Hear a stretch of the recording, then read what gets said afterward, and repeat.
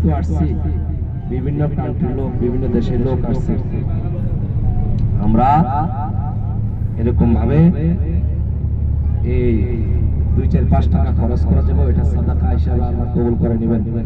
এরকম না যে আরো 5 টাকা থাকলে লেখা দিতে পারলে আবার আরেক বছর আইসা 500 টাকা খরচ করতে পারবেন না, আল্লাহ পাক এরপরে ব্যবস্থা করে দেবে ইনশাআল্লাহ। অতএব আমরা সাদাকা দেখছেন আপনারা কিভাবে এরাবেন, হ্যাঁ এরকম পানি বিতরণ করতেছে, নামও জানেন, খানা বিতরণ করতেছে, নামও জানেন। আর বেড়া কোরবানির সময়, রমজানের সময় কাপড় একটা দিয়া সারা জীবন ঘোড়া দেয়, আসেনি আছে না? হ্যাঁ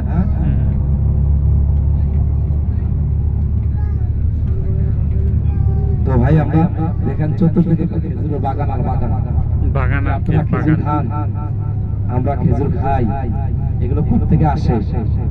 এইগুলা থেকে যায়। আল্লাহু আকবার। আমরা এখন অবতীর্ণ হব, নামবো, নামার পরে আমাদেরকে খেজুর বাগান নিয়ে যাবে আমাদের মহল্লা মালিকরা, যদি হুকুম দেয় তাহলে 2-1টা খেজুর খাইবেন, আর হুকুম না দেওয়ার হাঁটি খাওয়া শুরু করেন। কথা বুঝে আসছে? আবার হারাম হারাম বলবে। হ্যাঁ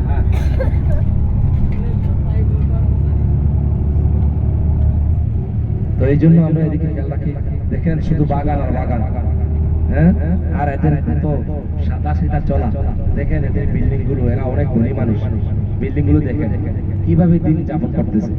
আর আমাদের 5 তলা গুন্না, 5 তলা না করলে 2 মাসে কথা ঠিক না ঠিক?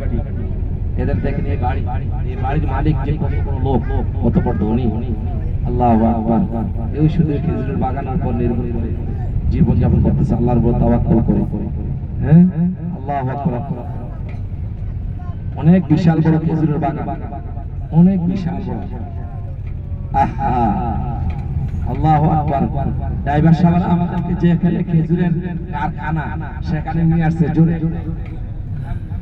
আরে এদিকে মুক্তা করো না, তুমি রাগ করছো নাকি? কার লাগা আজকে নাকি ঘরে গেছে কিনা?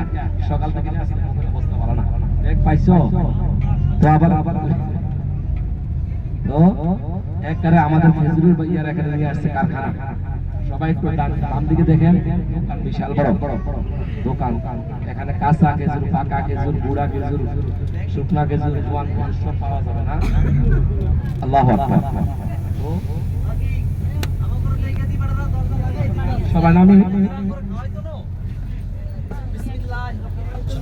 নাম্বার না, আমি তো নাম্বার না, থাকেন কিনে নিবেন।